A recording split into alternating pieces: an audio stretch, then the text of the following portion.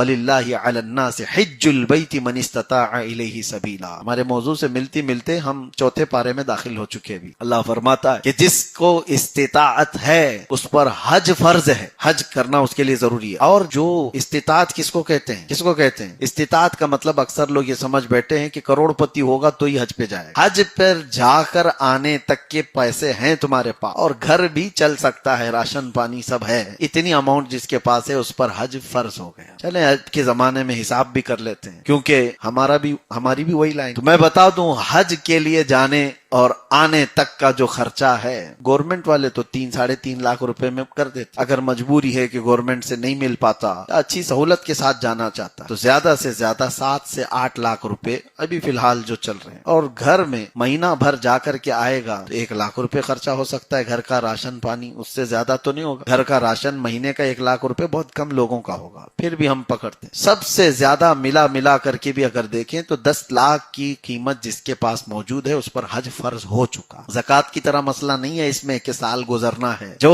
10 لاکھ کا مالک ہے ابھی اس پر حج فرض ہے۔ اور جس نے حج نہیں کیا، میرے آقا فرماتے ہیں، وہ یہودی ہو کے مرے گا یا عیسائی ہو کے مرے گا، ہم کو اس کی پرواہ نہیں۔ رسول پاک صلی اللہ علیہ وسلم نے یہ وعید بیان فرمایا، اور بعض حدیثوں میں یہ بھی ملتا ہے کہ جب حج فرض ہونے کے بعد نہ کر کے دنیا سے چلا گیا تو جیسی وہ مرتا ہے اس کی پیشانی پر کافر لکھا رہتا ہے۔ بہت سخت ترین اس کی وعیدیں ہیں۔ تو بہت سارے لوگوں نے حج کو یہ سمجھ رکھا ہے کہ یہ بہت بڑے بڑے کروڑ پتیوں کا ہے، مال ہے ان کے پاس، طاقت ہے ان کے پاس، استطاعت ہے ان کے پاس، نہیں کرتے، جبکہ قرآن کا حکم ہے یہ۔ اور اسلام کے جو 5 رکن ہیں، 5 پلر ہیں، ان میں سے ایک پلر ہے حج کرنا۔ آپ استطاعت کے بعد اگر نہیں کیے ہو تو اسلام کو ہی ڈھا رہے ہو، آپ اسلام کے ایک پلر کو ختم کر رہے ہو۔ تو اس پہ سیریس رہیں ہمیشہ۔ اکثر میں اس بات کو کہا کرتا ہوں، جو ہمارے یہاں ایک کانسیپٹ بنا ہوا ہے، سب چیزوں سے فارغ ہونا چاہیے تبھی حج فرض ہے۔ تم کبھی فارغ ہو ہی نہیں سکتے، دنیا کبھی فارغ کرتی ہے؟ موت تک کوئی بندہ فارغ نہیں ہوتا یہاں پر۔ جو لوگ یہ سوچتے ہیں ساری ذمہ داریاں ختم ہو جائیں پھر کریں گے، ذمہ داریاں موت تک نہیں ختم ہوتی کسی کی، ساری چیزیں لگی رہتی ہیں۔ جو اللہ کا